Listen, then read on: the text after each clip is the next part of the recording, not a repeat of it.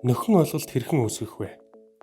Олголтын мэргэжилтэн инспектор цэг И халамж сегмент өөрийн эрхээр нэвтрэн ороод олголт цэсийн олголт үүсгэх дэцэс рүү орж жагсаалт үүсгэх товч дарж гарч ирсэн талбаруудыг бөглөн үйлчилгээ тус бүрээр жагсаалтаа үүсгэнэ.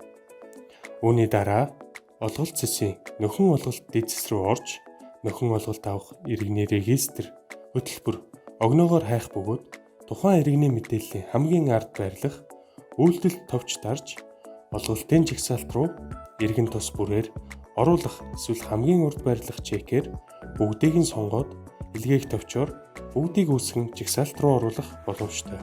Үүсгэсэн жагсаалтаа олголт цэсийн олголт үүсгэх дэцэс рүү орж хайх товч дарж харах бөгөөд дэлгэрэнгүй дарж эсвэл Excel рүү хөрвүүлж иргэн тус бүрээр шалгаж бэлэн болсон жагсаалтаа төрийн санал руу илгээх товч дарж илгээнэ.